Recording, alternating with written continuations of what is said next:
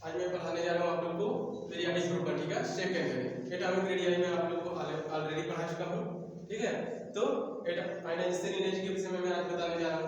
Ionization energy क्या होता है, ठीक है, जैसे कि इसके नाम से ही क्लियर है, आयनाइजेशन, ठीक है। आयनाइजेशन मीन्स कोई एटम या कोई एलिमेंट जो है आयनाइज हो रहा है, ठीक है, कोई एटम या एलिमेंट आयनाइज हो रहा है, ठीक। आयनाइज मतलब क्या होगा, उसमें से इलेक्ट्रॉन बाहर जा रहा है या तो अंदर आ रहा है, लेकिन ये आयनाइजेशन एनर्जी है, ठीक है, इसमें इलेक्ट्रॉन निकालेंगे, ठीक है। तो क्या होगा, आयनाइजेशन एनर्जी, मान लीजिए कोई एलिमेंट है, ठीक, उसमें से इलेक्ट्रॉन बाहर निकाल रहे हैं, तो उसे क्या बोलेंगे, आयनाइजेशन एनर्जी, ठीक है।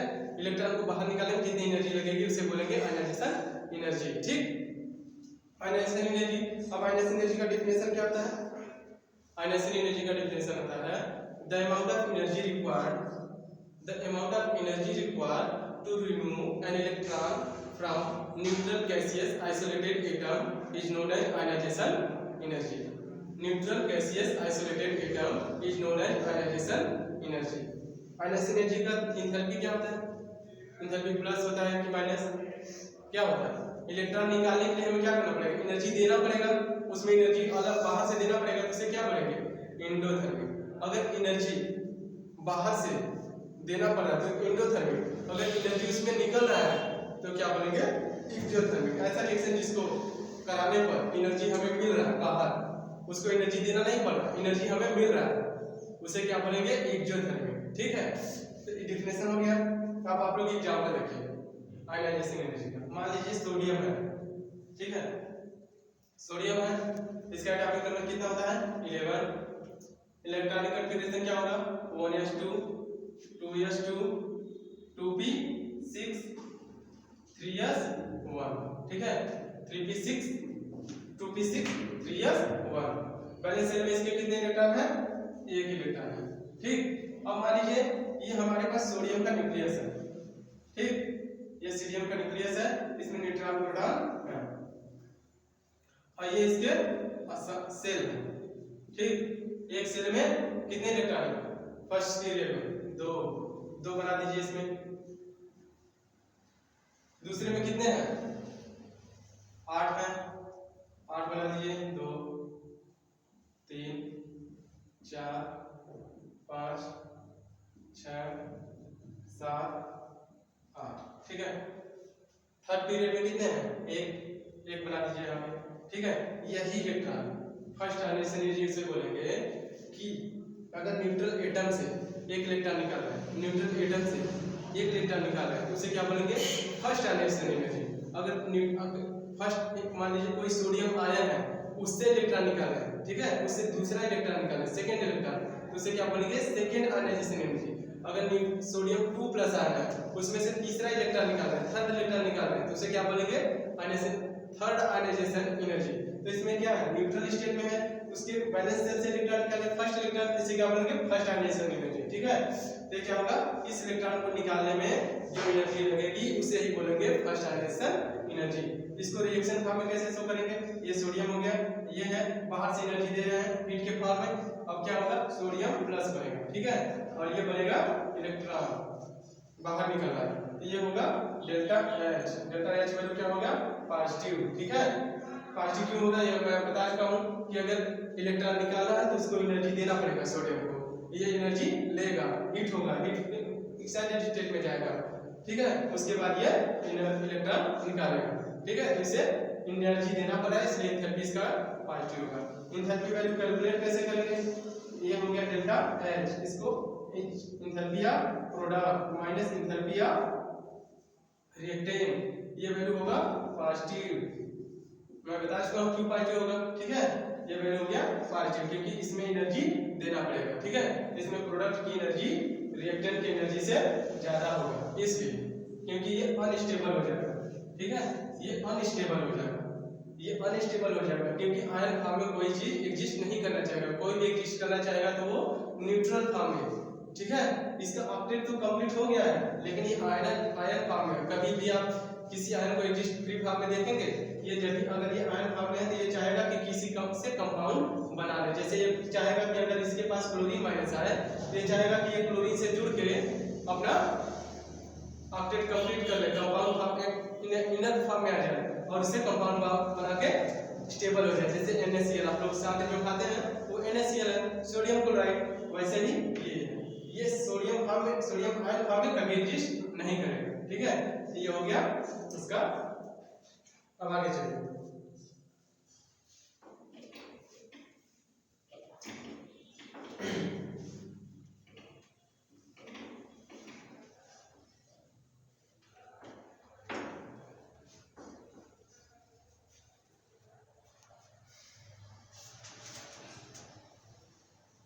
किसी एलिमेंट में कितने आयनाइजेशन एनर्जी पॉसिबल है। जैसे हो गया कार्बन हो गया, कार्बन का एटॉमिक नंबर 6 है, नाइट्रोजन हो गया, ठीक है, इसका एटॉमिक नंबर 7 है, ऑक्सीजन हो गया, इसका एटॉमिक नंबर 8 है। ठीक है, कार्बन में 6 इलेक्ट्रॉन है, 6 एटॉमिक नंबर है, इसमें 6 इलेक्ट्रॉन है। क्या है 1s2 2s2 2p2। इसका क्या हो जाएगा 1s2 2s2 2p3।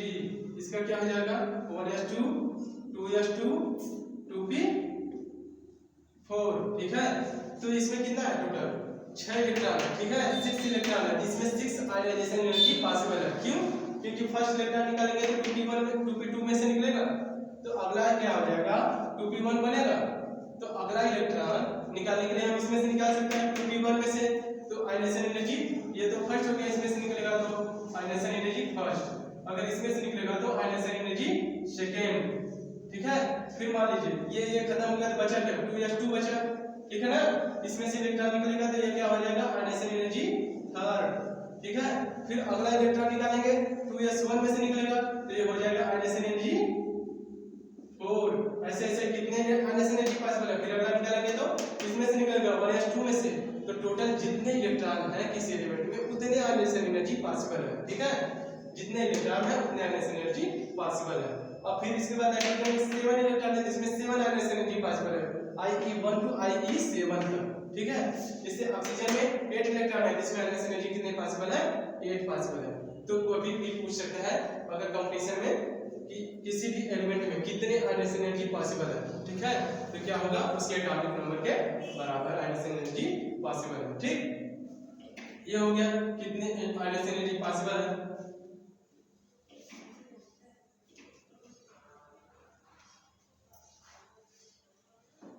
मैं आप लोग को बताने जा रहा हूँ unit of ionization energy. Unit, इसका यूनिट क्या होगा, जैसे कि नाम से क्लियर है एनर्जी, एनर्जी का यूनिट क्या होता है joule, kilo joule, kilo calorie, electron volt. ठीक है, इलेक्ट्रॉन वोल्ट ये होता है एनर्जी का यूनिट। लेकिन इसमें क्या है आयनाइजेशन एनर्जी। केमिस्ट्री में क्या होता है कि हम कभी भी हाई अमाउंट में एनर्जी, तो हाई अमाउंट में कंपाउंड तो लेते नहीं है, जब भी लेते हैं मोल में या ग्राम में या मिलीग्राम में सेंटीग्राम में, ऐसे इसमें कंपाउंड का मात्रा बहुत लेस होता है। इसलिए इसमें क्या होता है मोल के फॉर्म में एक डोनेट करते हैं, क्योंकि हमेशा डोनेट करेंगे कि कितना मोल लिया गया है। तो क्या होगा इसका यूनिट फर्स्ट हो जाएगा किलो कैलोरी पर मोल, ये होगा सीजीएस में, सीजीएस सिस्टम है किलो कैलोरी पर मोल। अब अगला होगा किलो जूल पर मोल। ठीक है, ये क्या होगा एसआई सिस्टम है। ठीक है, ये हो गया एसआई सिस्टम है। और इलेक्ट्रॉन वोल्ट है, एक इलेक्ट्रॉन वोल्ट इक्वल टू कितना होता है, तो ये होता है 96.48 किलो जूल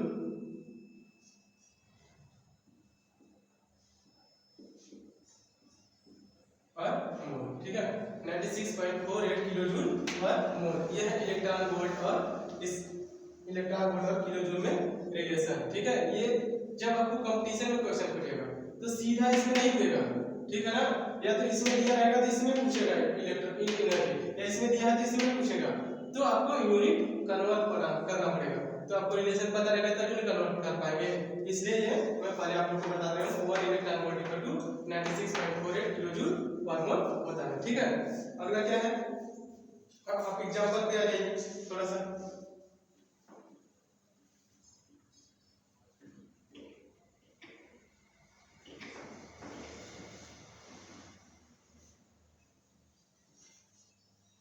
क्या है? एग्जाम्पल ये है कि first ionisation energy, second ionisation energy, third ionisation energy, fourth ionisation energy, या IE1 है, ठीक है, IE1 है। मान लीजिए आपके पास ये दिया है IE1, IE2, IE3, IE4, ठीक है। इसका आर्डर बताना है कि इंक्रीजिंग आर्डर में इसका आर्डर बताइए, ठीक है। किसी एलिमेंट का है, ये कोई एलिमेंट X है, उसके 4 आइनस एनर्जी दिए हैं IE1, IE2, IE3, IE4, ठीक है। अब बताना है कि इसका आर्डर क्या होगा, ठीक है, इसका आर्डर क्या होगा, ठीक।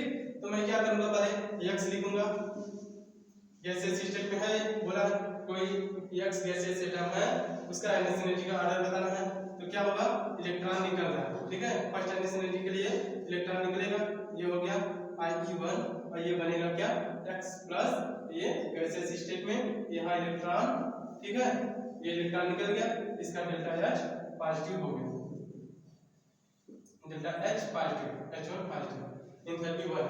फिर क्या होगा, फिर इलेक्ट्रॉन इससे निकालेंगे, ठीक है। तो इससे क्या बोलेंगे, सेकेंड इलेक्ट्रॉन निकालेंगे तो IE2, सेकेंड इलेक्ट्रॉन निकालेंगे तो ये IE2 हो गया, ये बनेगा क्या, सेकेंड इलेक्ट्रॉन निकालेंगे तो X2 प्लस ये गैसियस स्टेट में यहाँ इलेक्ट्रॉन, और ये हो गया डेल्टा H2, ये पॉजिटिव, क्योंकि पॉजिटिव क्यों होगा, एक इलेक्ट्रॉन निकाल रहे हैं तो इसके साइज में क्या हो रहा है, कमी हो रहा है, इफेक्टिव न्यूक्लियर चार्ज बढ़ रहा है, साइज कम होगा, इफेक्टिव, तो क्या होगा, इलेक्ट्रॉन और नियर पास आ जाएंगे, तो अगला इलेक्ट्रॉन, नेक्स्ट इलेक्ट्रॉन निकालने के लिए क्या करना पड़ेगा, हमें और अधिक एनर्जी देनी पड़ेगी, ठीक है, और अधिक एनर्जी देनी पड़ेगी, तो हमें अगला इलेक्ट्रॉन निकालने के लिए और अधिक एनर्जी देनी पड़ेगी, तो डेल्टा H2 जो है डेल्टा H1 से ग्रेटर होगा कि नहीं, इसमें कंपेयर करिए, ये ऑटोमेटिक हो जाएगा, क्योंकि ये इसी का वैल्यू तो है, ठीक है, जो इतना जो एनर्जी है यही तो है ये, ठीक है। तो ये जो है इससे ये वाला ज्यादा होगा, ये वाला बड़ा होगा कंपेयर टू दिस, ठीक है। तो क्या हो जाएगा, ये ज्यादा हो जाएगा। फिर ये 2 इलेक्ट्रॉन निकल गया है, 2 इलेक्ट्रॉन निकाल दिए, तो थर्ड इलेक्ट्रॉन भी निकाल दीजिए, ठीक है। तो ये क्या होगा,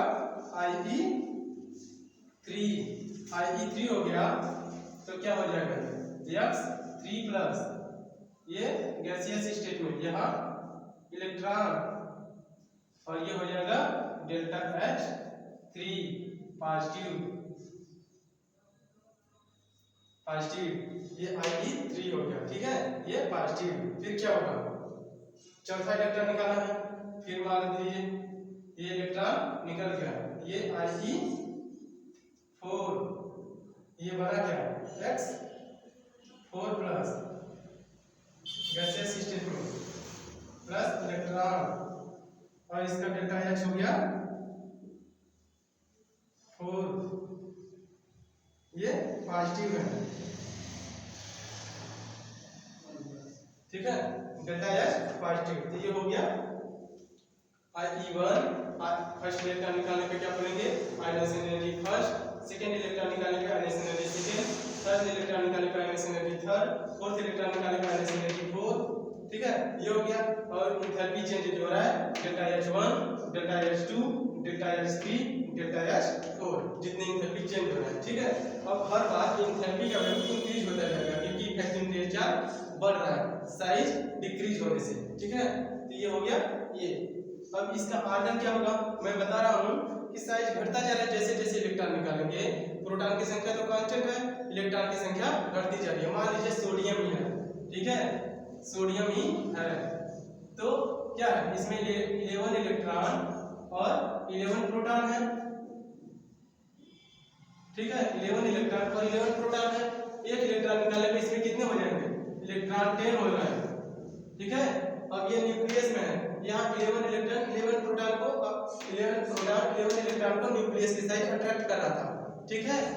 एक इलेक्ट्रॉन निकालने से आयनेशन एनर्जी 1 होने से, आयनेशन एनर्जी 1 होने से क्या हो गया है, आयनेशन एनर्जी 1 होने से ये 10 इलेक्ट्रॉन हो गया। प्रोटॉन की संख्या सेम ही है, प्रोटॉन पे कोई इफेक्ट नहीं आ रहा, ठीक है। ये 10 हो गया, ये 11 ही हो गया। अब 10 प्रोटॉन मिलके 10 प्रोटॉन 11 प्रोटॉन मिलके 10 इलेक्ट्रॉन को न्यूक्लियस के साइड अट्रैक्ट कर रहे हैं, तो ये कम संख्या में हो गया, ये ज्यादा है, ये कम हो गया, तो इसको और अंदर खींच लेगा, ठीक है। तो ये हो जाएगा सेकेंड आयनाइजेशन एनर्जी, ठीक है, ये सेकेंड हो गया। अब ऐसे ही एक इलेक्ट्रॉन और निकालेंगे तो ये 9 इलेक्ट्रॉन हो जाएगा, और ये हो जाएगा 11 प्रोटॉन, ये 9 इलेक्ट्रॉन, ये 11 प्रोटॉन। अब ये और कम हो गया तो ये और अंदर खींच लेगा, ऐसे ही साइज घटता जा रहा है। तो क्या हो रहा है, इफेक्टिव न्यूक्लियर चार्ज बढ़ता जा रहा है। इफेक्टिव न्यूक्लियर चार्ज क्या होता है, मैं आप लोगों को पढ़ा चुका हूं already. Effective nuclear charge is the force of attraction of nucleus on the valence electron, ठीक है। Effective nuclear charge is the force of attraction of electron, force of attraction of nucleus on valence electron. तो ये क्या है, valence electron का force of attraction है nucleus की तरफ। तो ये धीरे-धीरे साइज घटता जा रहा है, तो इफेक्टिव न्यूक्लियर चार्ज बढ़ रहा है, मतलब फोर्स ऑफ अट्रैक्शन और ज्यादा बढ़ता जा रहा है, वैलेंस इलेक्ट्रॉन पे और ज्यादा फोर्स बढ़ जा रहा है, ठीक है, अट्रैक्शन फोर्स न्यूक्लियस की तरफ। तो इलेक्ट्रॉन को निकालने के लिए और ज्यादा एनर्जी देनी पड़ेगी, इसलिए आयनाइजेशन एनर्जी धीरे-धीरे बढ़ता जाएगा। जैसे जैसे आयनाइजेशन एनर्जी की नंबर बढ़ेगी, आयनाइजेशन एनर्जी की वैल्यू बढ़ती जाएगी। तो क्या हो जाएगा ऑर्डर, ये आयनाइजेशन एनर्जी 1 हो गया,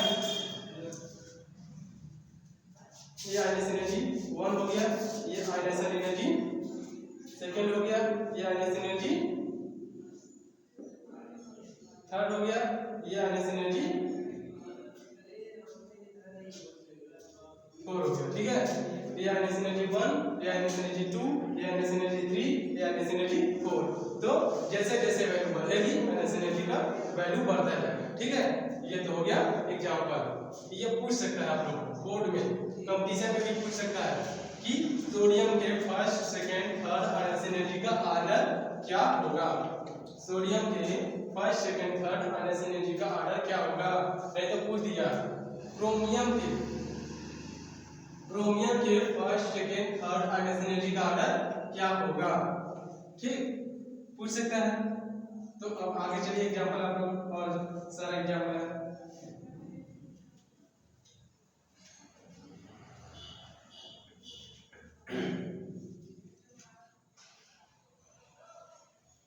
नेक्स्ट एग्जांपल है, हमें दिया है कि 1 मोल सोडियम का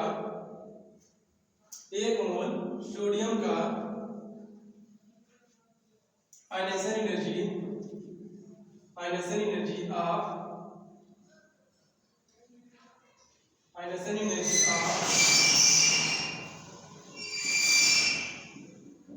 1 mole sodium is 100 kilojoule per mole. Aniston energy of 1 mole sodium is 100 kilojoule per mole. Then aniston energy of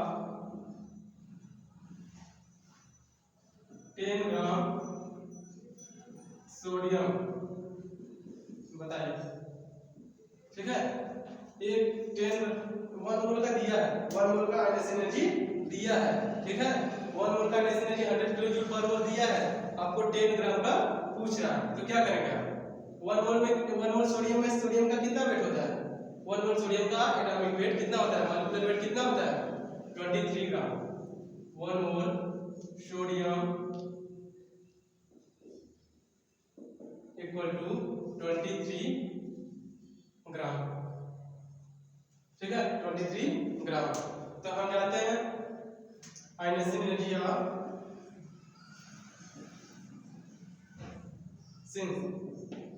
ionization energy of 1 mole या 23 ग्राम लिखिए सीधे, 23 gram sodium is ionisation energy of 23 gram sodium is 100 kilojoule hence इसलिए ionisation energy of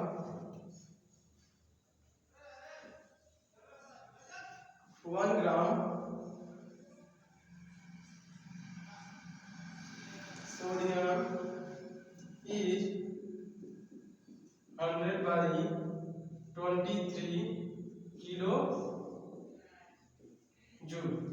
ionization energy of 1 gram sodium is 100 by 23 kilo joule. इसलिए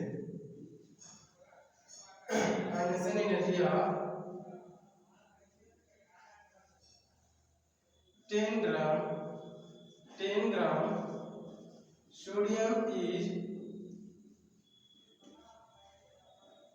100/23 into 10 equal to 1000/23 kilo joule. ठीक है, 1000/23 kilo joule. ये हो गया। पूछा क्या है, आयनाइजेशन एनर्जी का 1 मोल का दिया है 100 किलो जूल पर मोल, और पूछ रहा है 10 ग्राम का। तो आप लोग क्या करेंगे, पहले तो आप लोग को पता होना चाहिए मोल कांसेप्ट। मोल कांसेप्ट में आप लोग पढ़ेंगे कि 1 मोल में कितना होता है वेट उसका, किसी भी एलिमेंट का, उसके एटॉमिक वेट के बराबर होता है 1 मोल का वेट। ठीक है, तो 1 मोल सोडियम का वेट कितना हो जाएगा 23 ग्राम। ये लिखेंगे 1 मोल सोडियम का कितना हो जाएगा 100 किलो जूल, मतलब 23 ग्राम का 100 किलो जूल। तो 1 ग्राम का कितना होगा 100/23, तो इसका 10 ग्राम का कितना हो जाएगा 100/23 into 10 equal to 1000/23 kilo joule हो जाएगा एनर्जी। ये हो गया। ठीक है, ये तो हो गया एनर्जी। अब आप लोग को बताने जा रहा हूँ factor affecting ionization energy. Factor affecting ionization energy.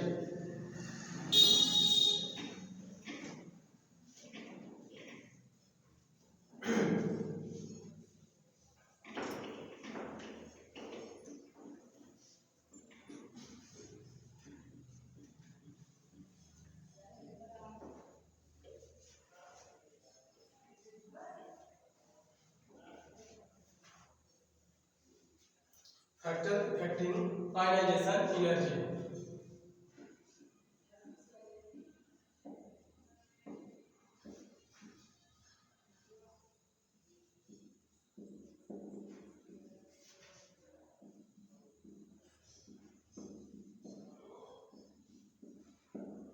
ये क्या है आयनाइजेशन एनर्जी, इसमें कंफ्यूजन नहीं होगा, ये आयनाइजेशन एनर्जी है। ठीक है, तो फैक्टर अफेक्टिंग आयनाइजेशन एनर्जी, तो वो कौन कौन से फैक्टर हैं जो आयनाइजेशन एनर्जी को वेरी करेगा। ठीक है, किसके किसके बदलने से आयनाइजेशन एनर्जी वेरी करेगा। तो पहला क्या है जाएगा, फर्स्ट फैक्टर जो है साइज। साइज आप लोगों को साइज पढ़ा चुका हूं मैं ऑलरेडी कि साइज पीरियड और ग्रुप में कैसे वेरी करते हैं, एलिमेंट के केस में आयनाइज होने पे कैसे वेरी करते हैं। ठीक है, तो क्या होता है आयनाइजेशन एनर्जी में क्या होता है, हम क्या करते हैं इलेक्ट्रॉन बाहर निकालते हैं। इलेक्ट्रॉन बाहर निकालते हैं तो क्या होता है, एलिमेंट क्या होता है पॉजिटिव चार्ज आता है एलिमेंट पे। तो एलिमेंट पे पॉजिटिव चार्ज आने से क्या होता है, इफेक्टिव फ्री चार्ज बढ़ता है, फोर्स ऑफ अट्रैक्शन बढ़ता है, साइज घटता है। तो क्या होगा फैक्टर साइज का क्या इफेक्ट पड़ेगा, पोलैरिटी साइज। ठीक है, साइज का क्या इफेक्ट पड़ेगा, smaller the size of atom, size जैसे जैसे घटेगा, इस साइज जैसे जैसे घटेगा। मान लीजिए ये है सोडियम, इसका साइज ये था। ठीक है, इस पे प्लस चार्ज आ गया, ये था तीन वो थे। ठीक है, ये हो गया, ये 3 थे, ये साइज तब था। और मान लीजिए ये सोडियम प्लस बन गया, सोडियम प्लस चार्ज आ गया, तो ये साइज दूसरा, ये तीसरा दूसरा। तो इससे कम हो गया कि नहीं, इसका साइज इससे कम हो गया कि नहीं, प्लस चार्ज आने से एक पीरियड ही गैप हो गया, तो इसका साइज कम हो गया, सेकंड पीरियड तक ही रह गया। अगला इलेक्ट्रॉन निकालने के लिए आयनाइज होने के बाद ये सेकंड पीरियड से इलेक्ट्रॉन निकालेगा, साइज कम हो गया, डिस्टेंस कम हो गया, तो फोर्स ऑफ अट्रैक्शन बढ़ जाएगा। क्यों, क्योंकि मैं आप लोगों को बताया हूं कि F = K/Q1/Q2/R² होता है। ये R जो है डिस्टेंस बिटवीन 2 आयन या 2 चार्ज पार्टिकल। ठीक है, या 2 चार्ज, ये चार्ज बढ़ेगा, फोर्स जो है इसके इनवर्सली प्रोपोर्शनल डिस्टेंस के। तो ये डिस्टेंस अगर बढ़ेगा तो फोर्स ऑफ अट्रैक्शन घटेगा, अगर ये घटेगा तो ये बढ़ेगा। ठीक है, क्योंकि ये स्क्वायर है, अपोजिट में डिवाइड में है, तो इससे आप लोग कंफर्म हो जाए। तो यहाँ क्या हो जा रहा है, चार्ज होने से इसका साइज घट जा रहा है, तो डिस्टेंस घट रहा है, मींस फोर्स ऑफ अट्रैक्शन बढ़ रहा है। वैलेंस शेल के प्रोटॉन की संख्या कांस्टेंट है, बस इलेक्ट्रॉन की संख्या घट जा रही है। आप लोगों को पहले ही दिखा चुका हूं कि इलेक्ट्रॉन की संख्या 10 हो जा रहा है, लेकिन प्रोटॉन की संख्या सोडियम में 11 ही है, तो 11 प्रोटॉन 10 इलेक्ट्रॉन को अट्रैक्ट कर रहे हैं, तो इससे फोर्स ऑफ अट्रैक्शन बढ़ जाएगा, इफेक्टिव चार्ज बढ़ जाएगा, और आयनाइज इलेक्ट्रॉन को निकालने के लिए उससे ज्यादा एनर्जी देनी पड़ेगी। ठीक है, तो ये हो गया। ठीक, तो अब आगे चलिए, इसमें क्या दिखा रहा था मैं, साइज कैसे इफेक्ट डालूंगा। तो बता चुका हूं कैसे इफेक्ट करेगा। अब देख लीजिए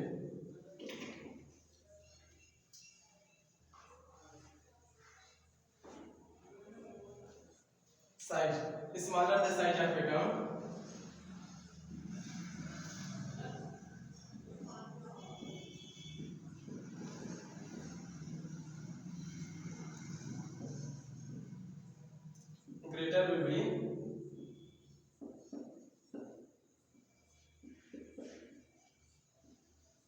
greater will be ionization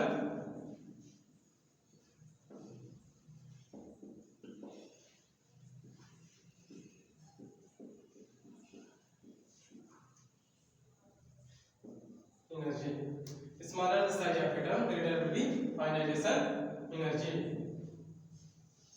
ठीक है, क्या होगा साइज साथ में लिख लीजिए, साइज घटेगा ionization energy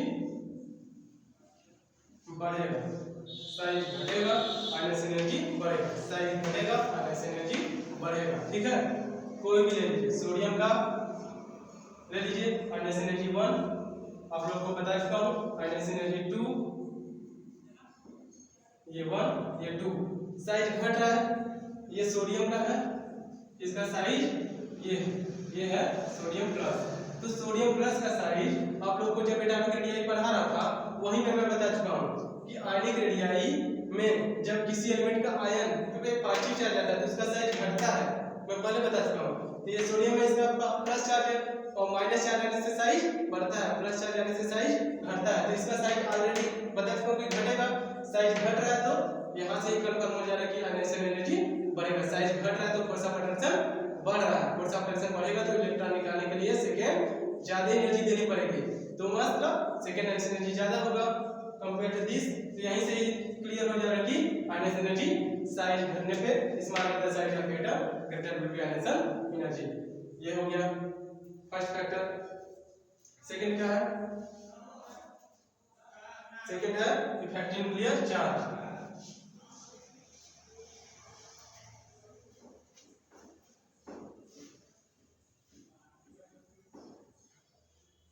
effective nuclear charge, effective nuclear charge second.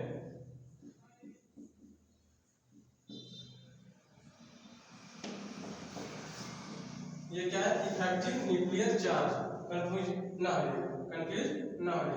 ये क्या होगा, इफेक्टिव न्यूक्लियर चार्ज क्या होता है, effective nuclear charge is the charge of nucleus on वैलेंशियल electron. बता चुका हूं आप लोग को, ये क्या होता है, फोर्स ऑफ अट्रैक्शन होता है न्यूक्लियस का ऑन वैलेंशियल इलेक्ट्रॉन। तो फोर्स ऑफ अट्रैक्शन किस पे डिपेंड करता है, डिस्टेंस पे, डिस्टेंस घटेगा फोर्स ऑफ अट्रैक्शन बढ़ेगा। अब वो इफेक्टिव न्यूक्लियर चार्ज बढ़ेगा तो आयनाइजेशन एनर्जी बढ़ेगा, जिसका बस सीधा सा है greater the value of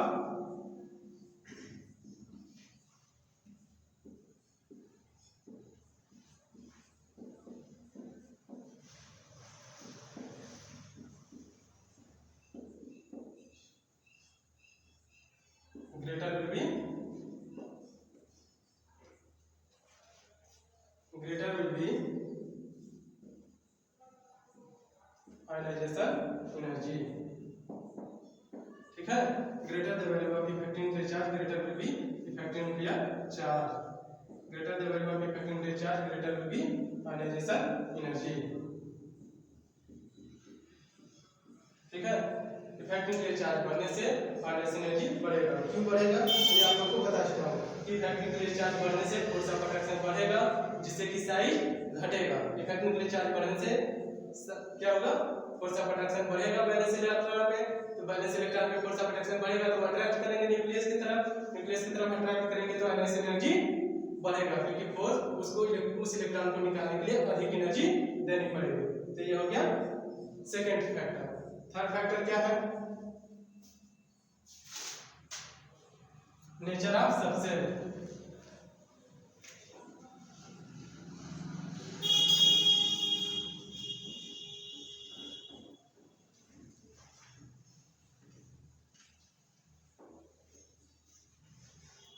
third factor क्या है, नेचर ऑफ, सेकंड है, थर्ड है nature of subshell.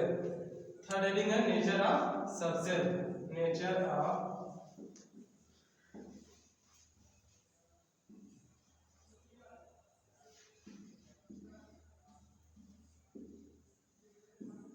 Nature of subshell किस प्रकार से इफेक्ट करेंगे आयनाइजेशन एनर्जी को।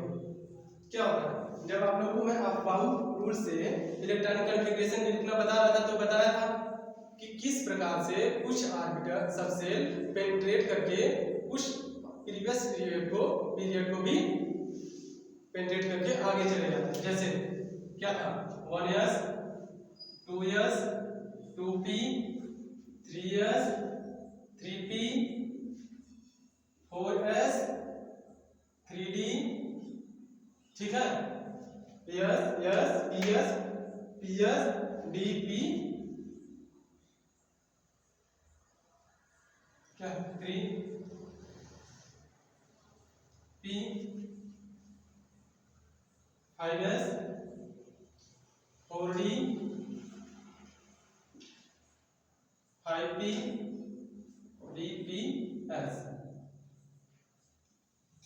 f, तो 4f आ जाएगा यहाँ पे।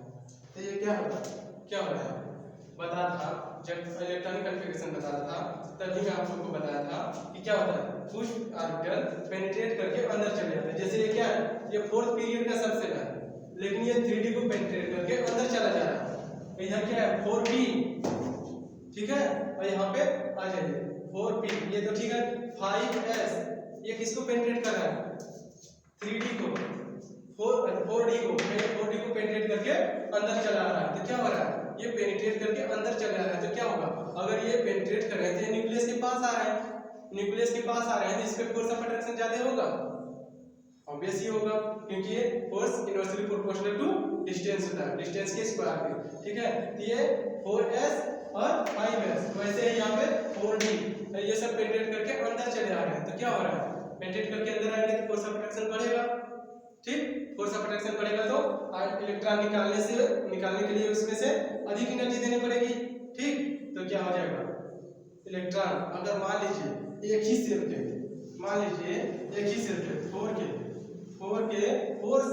4th पीरियड के हम लोग लिए सब 4s 4p 4d 4f, तो क्या होगा, 4s अंदर है सबसे, फिर 4p यहाँ पे है, 4d यहाँ पे, 4f यहाँ पे। तो सबसे ज्यादा इलेक्ट्रॉन निकालने के लिए एनर्जी किसमें लगेगी, इलेक्ट्रॉन निकालने के लिए सबसे ज्यादा एनर्जी किसमें लगेगी, सबसे अंदर कौन है, s है, 4s है। अगर सेम पीरियड रहेंगे तभी ये हम लागू होगा, नहीं तो नहीं लागू होगा। अगर 4s 5p 6p 6d 7f दे दिया तब नहीं होगा, तब उसके वहां से देखना पड़ेगा कि आपको कौन कैसे है, उस हिसाब से आप लोग को एनर्जी देखना पड़ेगा, बताना पड़ेगा था। लेकिन अगर सेम पीरियड के हैं 4s 4p 4d 4f, तो क्या होगा, सबसे अंदर क्या है, तो इसका आयनाइजेशन एनर्जी सबसे ज्यादा, फिर इसका सबसे उससे ज्यादा, फिर इसका उससे ज्यादा, सबसे ज्यादा इसका, फिर उससे कम इसका, फिर उससे कम इसका, फिर उससे कम इसका। ये हो जाएगा नेचर ऑफ सबसेल का एग्जांपल, ठीक है। अगर सेम पीरियड के रहेंगे तब ये तो हो गया नेचर ऑफ सबसेल, ठीक है। सेम पीरियड अगर ये 5s 5p 5p 5f रहता था, क्या होता, 5s 5p 5p 5f रहता तो ये भी तब भी यही आर्डर रहेगा, या 3s 3p 3d रहता तो भी यही रहता, 3 में f नहीं आएगा क्योंकि इसमें तीन ही सबसेल पॉसिबल है, ठीक है। 2 में d नहीं आएगा क्योंकि इसमें 2 ही पॉसिबल है, s और p, 1 में s, 2 में sp, 3 में spd, 4 में spdf पॉसिबल है, 5 में spdf g पॉसिबल है, 6 में spdf g h पॉसिबल है। लेकिन g और h अभी इलेक्ट्रॉनिक कॉन्फ़िगरेशन में हम लोग देखते नहीं है क्योंकि उतने तक हमें भरना ही नहीं पड़ता है, ठीक है। तो ये हो जाएगा। अब आ जाइए, अगला है फोर्थ हेडिंग है फैक्टर इफेक्टिंग में इलेक्ट्रॉनिक कॉन्फ़िगरेशन। जब मैं इलेक्ट्रॉनिक कॉन्फ़िगरेशन पढ़ा रहा था आप लोग को, इलेक्ट्रॉनिक कॉन्फ़िगरेशन पढ़ा रहा था तभी फुल फिल हाफ फिल का कांसेप्ट पढ़ाया था, फुल फिल हाफ फिल का कांसेप्ट पढ़ाया था कि नहीं, कि इलेक्ट्रॉनिक कॉन्फ़िगरेशन में फुल फिल और हाफ फिल मोर स्टेबल होता है compare to normal electronic configuration, जैसे D9 हो गया, D6 हो गया, P2 हो गया, P कितना हो गया 5 हो गया, इस सब के कंपेयर में ये सब ज्यादा स्टेबल होता है, ठीक है। ये हो गया। तो क्या होता है नेचर ऑफ इलेक्ट्रॉनिक कॉन्फ़िगरेशन, तो element of stable electronic configuration show high amount of ionization energy, ये है नेचर ऑफ सबसेल, ठीक है। जो स्टेबल इलेक्ट्रॉनिक कॉन्फ़िगरेशन होते हैं वो हाई आयनिसन एनर्जी शो करते हैं। ठीक, क्यों शो करते हैं ये भी बताया था कि ये क्यों स्टेबल होते हैं। ये स्टेबल होते हैं इसीलिए high amount of ionisation energy show करते हैं। ठीक है, क्यों स्टेबल होते हैं, क्योंकि सिमेट्रिकल डिस्ट्रीब्यूशन और एक्सचेंज ऑफ एनर्जी के कारण। इसमें एक्सचेंज ऑफ एनर्जी होता है। एक्सचेंज ऑफ एनर्जी में बता चुका हूँ कैसे होता है। जैसे मान लीजिए ये डी है, ठीक है, ये 1 2 3 4 5, ठीक है, ये D5 है। D5 में एक्सचेंज होगा तो ये इससे एक्सचेंज करेगा, ये इससे एक्सचेंज करेगा, फिर इससे एक्सचेंज करेगा, फिर इससे एक्सचेंज करेगा। ठीक है, ऐसे एक्सचेंज करेगा। फिर उसके बाद अगर D10 है, यहाँ पे D10 है, अगर ये D10 है तो क्या होगा, D5 में ही और एक्सचेंज होगा। ये इससे एक्सचेंज करेगा, ये इससे एक्सचेंज करेगा, फिर ये इससे एक्सचेंज करेगा, फिर ये इससे, फिर ये इससे, फिर ये इससे, ऐसे ऐसे। इसमें D5 में 10 एक्सचेंज पास करना बताया था मैं पिछली बार जब इलेक्ट्रॉनिक कॉन्फ़िगरेशन पढ़ा था तभी। और D10 है तब कितना एक्सचेंज पॉसिबल है, तो ये ऊपर वाले का अगर 10 पॉसिबल है तो नीचे जो रहेगा वो भी आपस में एक्सचेंज होगा तो भी 10 पॉसिबल होगा। तो D10 में 20 एक्सचेंज पॉसिबल है। ठीक है, ऐसे ही एक्सचेंज का कांसेप्ट है। एक्सचेंज कैसे एनर्जी को कम करता है। एक्सचेंज होने से एनर्जी कम होता है, एनर्जी रिलीज होता है। इलेक्ट्रॉनिक कॉन्फ़िगरेशन का एनर्जी जो एलिमेंट है उसका एनर्जी घटेगा, स्टेबिलिटी बढ़ेगा। अगर स्टेबिलिटी ज्यादा है तो उससे इलेक्ट्रॉन निकालने के लिए हमें ज्यादा अमाउंट ऑफ एनर्जी देनी पड़ेगी। ठीक है, तो आयनस एनर्जी ऑब्वियस है बढ़ जाएगा। तो ये रीजन है कि फुल फील्ड और half filled high amount of ionisation energy show करता है। ठीक है,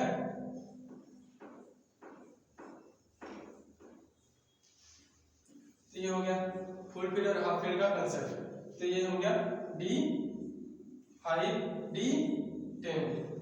तो इसमें कौन सबसे ज्यादा आयनस एनर्जी शो करेगा, पहला सबसे पहले आएगा P6, फिर D10, फिर P3, फिर D5, सबसे ज्यादा ये शो करेगा, फिर ये शो करेगा, फिर ये। क्यों होता है ऐसा, क्योंकि ये इनर साइड में होता है। ये कंपेयर करेंगे तो ये होगा ज्यादा, क्योंकि ये इन साइड में होगा। वहां से भी आप देख सकते हैं कि P हमेशा D के अंदर है। किसी भी सेल का P हमेशा D से अंदर है तो वो पास में है ज्यादा, तो उसे इलेक्ट्रॉन निकालने के लिए कंपेयर टू D ज्यादा एनर्जी होगा देना। ठीक है, जब बता रहा था अभी पिछले बार कि फैक्टर इफेक्टिंग वो नेचर ऑफ सब सेल, उसमें ही बताया था मैं आपको P और D अगर सेम सेल में है तो किस प्रकार इफेक्ट करेगा। तो P का ज्यादा होता है D से। ठीक है, तो यहाँ से उससे भी देख सकते हैं आप। तो ये P है, ये D है, तो ये हो जाएगा सबसे ज्यादा, फिर से कम, फिर से कम, ये उससे कम। तो ये हो गया फैक्टर इफेक्टिंग आयनाइजेशन एनर्जी। अब इसका प्रूफ भी देख लीजिए। ठीक है, प्रूफ में क्या देखेंगे, आप लोग पीरियोडिक टेबल पढ़े हैं।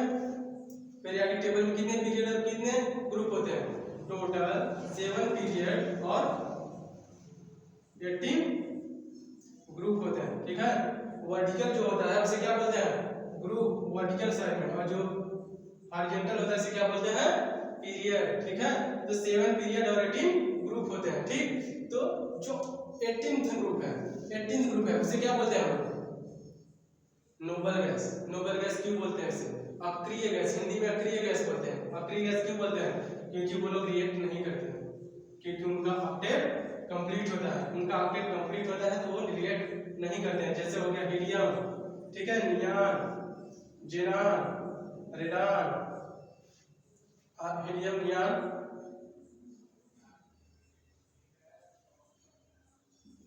Neon, argon, krypton, xenon, radon. ठीक है, ये सब क्या है, 18th ग्रुप के एलिमेंट है। ये सब क्या है, 18th ग्रुप के एलिमेंट है। ठीक है, 18th ग्रुप के, इसका ऑक्टेट कंप्लीट होता है, वैलेंशियल कंप्लीटली फील्ड होता है। ये क्या होते हैं, रिएक्ट नहीं करते, कंपाउंड बहुत रेयर में बनाते हैं। ये भी ज़ेनॉन और रेडॉन बनाते हैं और उससे ऊपर के कभी नहीं बनाते हैं। ठीक है, तो ये क्या होता है, ऑक्टेट कंप्लीट होने के कारण ये रिएक्ट नहीं करते। तो इसका बैलेंस कंप्लीट है तो इससे इलेक्ट्रॉन निकाले, ये स्टेबल है तो इससे इलेक्ट्रॉन निकालने क्या होगा, ज्यादा अमाउंट ऑफ एनर्जी देना पड़ेगा। ठीक है, ज्यादा अमाउंट ऑफ एनर्जी देना पड़ेगा, इसलिए इसका पीरियोडिक टेबल में पूरे पीरियोडिक टेबल में सबसे ज्यादा आयनस एनर्जी इन्हीं लोग का होता है, सेम अपने पीरियड में। ठीक है, पूरे पीरियड में। तो इसमें क्या होता है, और स्पेशल पॉइंट यहाँ पे लिख लीजिए। तो नोबल गैस शो, ये प्रूफ हो गया, ठीक है। Noble gas show high amount of highness energy due to stable electronic configuration, stable electronic configuration. अब लिख लीजिए proof special point helium show, special point one लिख लीजिए helium show highest amount of energy in periodic table, helium show highest amount of energy periodic table में सबसे ज्यादा ionisation energy helium में show करता है, हीलियम पीरियोडिक टेबल में सबसे ज्यादा आयनेशन एनर्जी शो करता है, ठीक। सेकंड स्पेशल पॉइंट लिखिए caesium, caesium show lowest amount of ionisation energy in periodic table, ये पीरियोडिक टेबल में सबसे कम आयनेशन एनर्जी शो करता है, ठीक है। ये एल्कली मेटल ग्रुप का है, एल्कली मेटल ग्रुप का। एल्कली मेटल ऐसे होते हैं जिसको धूप में रख दिया जाए वो अलाइज हो जाएंगे, इतना कम उसका आयनेशन एनर्जी होता है, ठीक है। अगर धूप में भी आप रख दीजिए तो उसका आयनेशन एनर्जी घट जाएगा, वो अलाइज हो जाएगा, इतना कम आयनेशन एनर्जी उसका होता है, ठीक। ये एल्कली मेटल इतने मुलायम होते हैं कि आप चाकू से काट भी सकते हैं, ठीक। ये हो गया। अब पीरियोडिक ट्रेंड आ जाएगा, आयनेशन एनर्जी पीरियड में कैसे वेरी करेगा।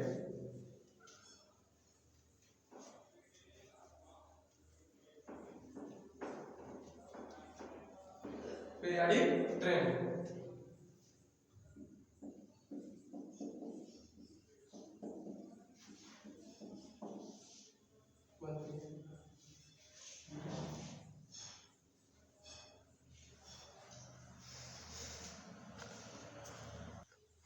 पीरियोडिक ट्रेंड्स, ठीक है।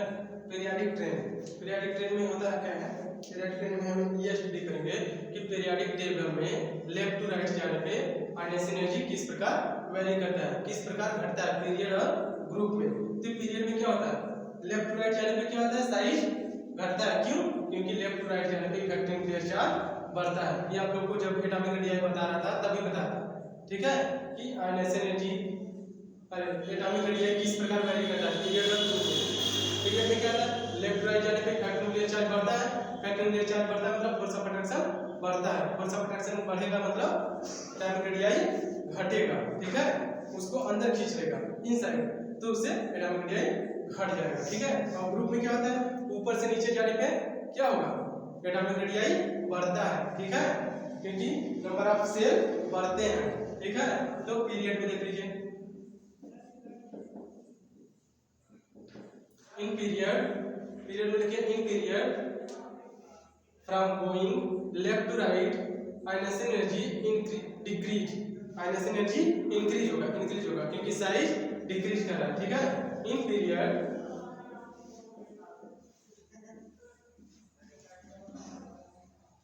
फ्रॉम लेफ्ट टू राइट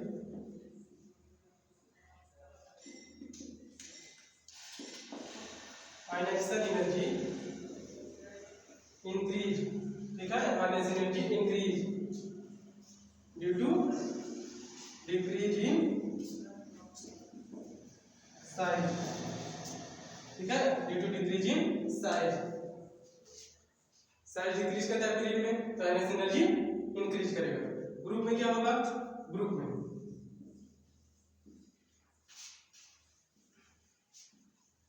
में क्या होगा, बता चुका हूं आप लोगों को पहले कि ग्रुप में ऊपर से नीचे जाने पे नंबर ऑफ सेल बढ़ता है, नंबर ऑफ सेल बढ़ेगा तो क्या होगा, साइज बढ़ेगा, साइज बढ़ेगा तो फोर्स ऑफ अट्रैक्शन घटेगा, ठीक है, फोर्स ऑफ अट्रैक्शन घटेगा तो क्या होगा, आयनेशन एनर्जी घटेगा। उसको निकालने के लिए हमें अमाउंट ऑफ एनर्जी देना पड़ेगा, तो इससे आयनेशन एनर्जी घटेगा। तो इन ग्रुप में क्या लिखेंगे, in group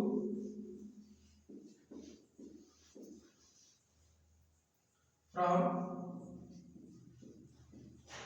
top to bottom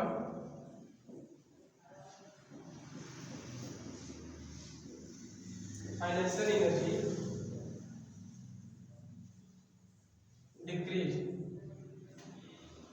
due to increase in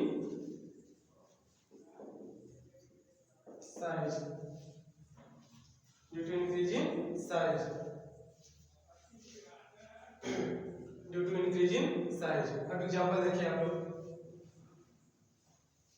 periodic trend बस इतना है, ठीक है।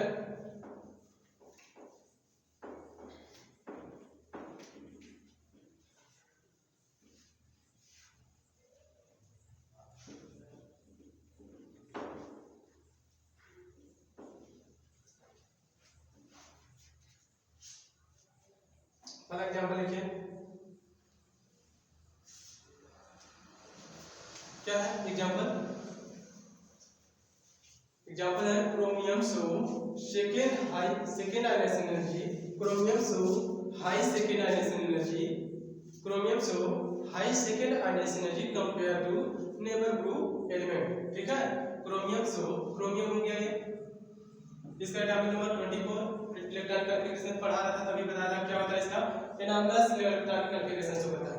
अगर इलेक्ट्रॉनिक कॉन्फ़िगरेशन ही एनामलस है, एक्सेप्शनल है, तो आयनेशन एनर्जी एक्सेप्शन शो करेगा ही, ऑब्वियस है। तो इसका क्या होगा, 1s 2, 2s 2, 2p 6, 3s 2, 3p 6, 3d 5, 4s 1, ये है 3d 5, 4s 1। ठीक है, अगर इसके नेबर ग्रुप एलिमेंट के लिखेंगे, अगर मान लीजिए इसके 23 का लिख रहे हैं वेनेडियम, इसका क्या होगा 23, तो इसका क्या हो जाएगा इलेक्ट्रॉन कॉन्फ़िगरेशन, यहाँ से आधा सेम, इसका क्या हो जाएगा 3d 3, 4s 2, 3d 3, 4s 2।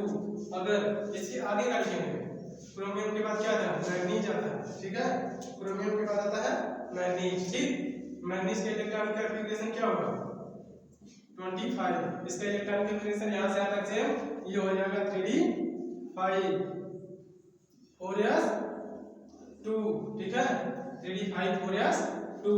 ठीक, 3d 5, 4s 2। तो क्या होगा, पहला इलेक्ट्रॉन निकालने के लिए इसमें कहाँ से निकलेगा 4s 1 से, इसमें कहाँ से निकलेगा 4s 2 से, इसमें कहाँ से निकलेगा 4s 2 से। तो फर्स्ट आयनेशन एनर्जी का ऑर्डर तो पूछा नहीं आपसे, तो क्या कर दीजिए फर्स्ट आयनेशन एनर्जी इसमें से निकाल दीजिए, तो क्या हो जाएगा, ये क्रोमियम प्लस ये वैनेडियम प्लस ये मैग्नीज प्लस। अगर ये मैग्नीज प्लस हुआ तो ये क्या हो जाएगा, एक इलेक्ट्रॉन इसमें से निकाल दीजिए, इसमें से निकालेंगे तो ये तो कार्बन हो जाएगा। ठीक है, लेकिन इसमें क्या होगा, एक इलेक्ट्रॉन रहेगा, इसमें एक इलेक्ट्रॉन रहेगा, क्या होगा। अब अगला इलेक्ट्रॉन निकालने के लिए हम क्या करते हैं, आप लोगों को फुल फील्ड हाफ फील्ड का कंसेप्ट ऑलरेडी पढ़ा चुका हूं। तो क्या है, फुल फील्ड हाफ फील्ड है और सेल भी नया है, सेल नए सेल से लास्ट, इसमें 4 सेल से 4 सेल नंबर पीरियड नंबर 4 से लास्ट हो रहा है, इसमें पीरियड नंबर 3।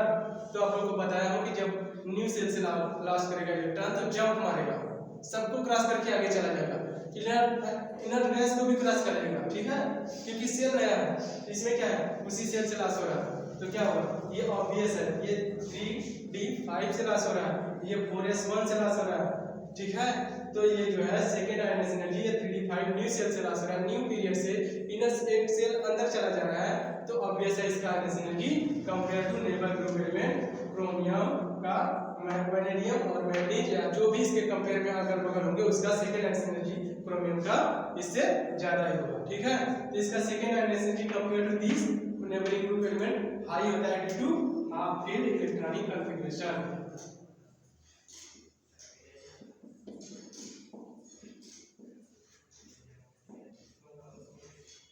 ठीक है, हाफ फील्ड इलेक्ट्रॉनिक कॉन्फ़िगरेशन के कारण इसका हाई सेकेंड आयनेशन एनर्जी होता है। ठीक है, अब मैं आप लोगों को एग्जांपल करने जा रहा हूं वैनेडियम, मतलब सेकेंड पीरियड के सब जितने एलिमेंट है सबका first second third ionisation energy जो है सबका कराना है।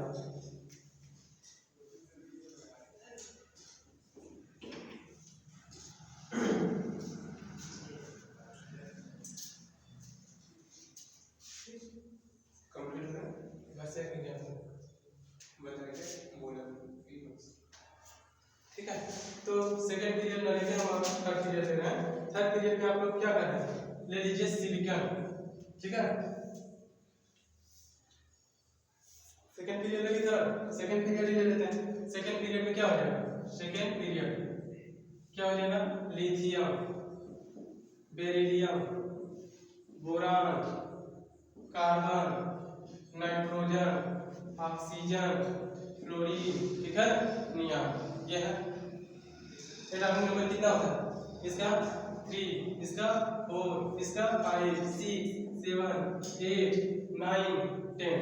ठीक है, बैलेंस इलेक्ट्रॉन कॉन्फ़िगरेशन की इसका क्या आ जाएगा 2s 1, इसका 2s 2, इसका 2s 2, 2p 1, 2s 2, 2p इसका 2s 2 2p 3 2s 2 2p 4 इसका 2s 2 2p 6 2p 5 2p 5 इसका 2s 2 2p 6 ठीक है। हो जाएगा इसका electron configuration.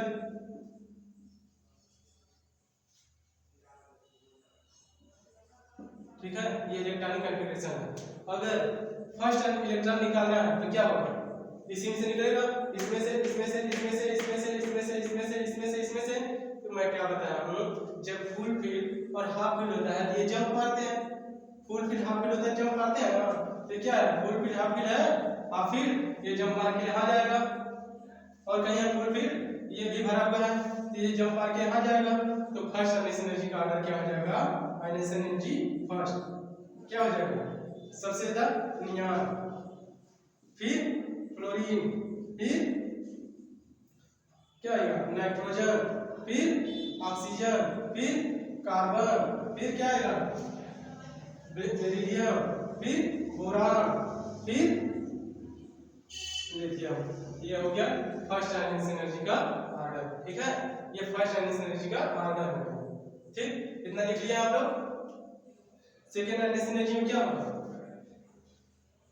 Second ionisation energy का ऑर्डर बनाने के लिए हम क्या करेंगे, इसी में से एक एक इलेक्ट्रॉन निकाल दीजिए।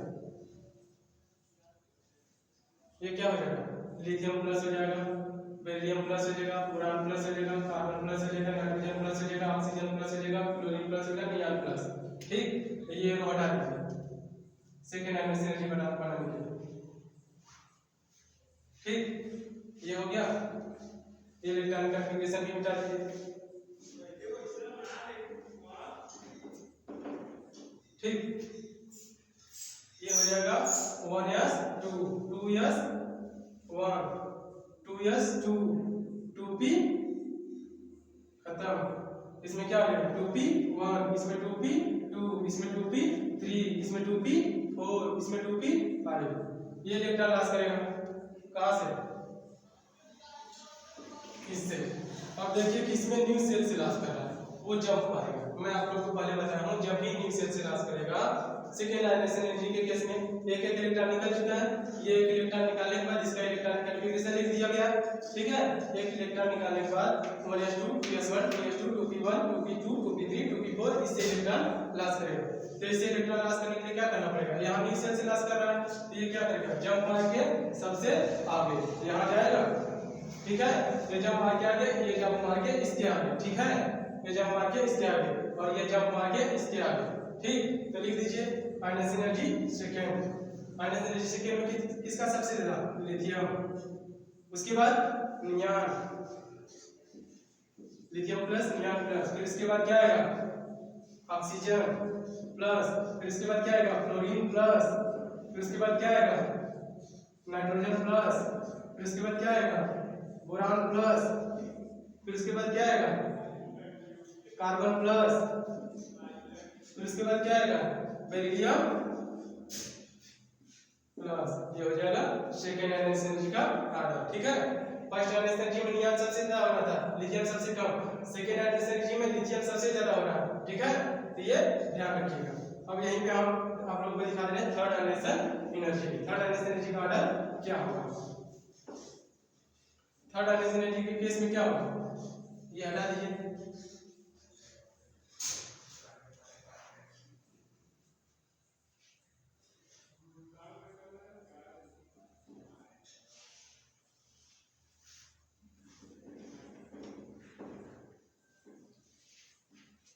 ठीक, थर्ड आयनेशन एनर्जी के लिए बस क्या हो जाएगा, 1s1 हो जाएगा, ये 1s2 हो जाएगा, ये 2s1 हो जाएगा, 2s2 हो जाएगा, ये 2p1 हो जाएगा, ये 2p2 हो जाएगा, 2p3 हो जाएगा, 2p4 हो जाएगा। ठीक है, इस सब पे 2 plus 2 plus 2 plus 2 plus 2 plus 2 plus 2 plus. ठीक है, अब क्या होगा, न्यू सेल से किस में लॉस हो रहा है, बेरिलियम में न्यू सेल से लॉस हो रहा है, तो ये जंप मार के सबसे आगे यहाँ चला जाएगा। ठीक, ये जंप मार के आगे और ये जंप मार के इसके आगे, लेकिन उससे पीछे ही रहेगा, ठीक है। और किसमें, ये जो हमारे इससे आगे, ठीक है। तो ये हो जाएगा ऑर्डर। थर्ड हाईएस्ट एनर्जी का ऑर्डर क्या हो जाएगा, सबसे ज्यादा बेरिलियम 2+, बेरिलियम 2+ सबसे ज्यादा, ये होगा सबसे ज्यादा, ठीक है। फिर इसके बाद कौन आ रहा है, फ्लोरीन 2+, फ्लोरीन 2+। फिर इसके बाद क्या आ रहा है, नियॉन 2+, नियॉन 2+। उसके बाद क्या आ रहा है, ऑक्सीजन 2+, ऑक्सीजन 2+, ठीक है। ऑक्सीजन 2+ के बाद क्या आ रहा है, कार्बन 2+, कार्बन 2+, कार्बन 2+। फिर इसके बाद नाइट्रोजन 2+, नाइट्रोजन 2+। इसके बाद क्या रहा है, बोरान। फिर इसके बाद लिथियम, नाइट्रोजन के बाद बोरान 2+, फिर इसके बाद लिथियम 2+, ठीक है। ये हो जाएगा हाईएस्ट एनर्जी का ऑर्डर सेकंड पीरियड के। इसी प्रकार थर्ड पीरियड के भी हो गए। तो अभी टाइम इतना नहीं है, तो आप लोगों को लिए यहीं पे बंद करना होगा। Good evening.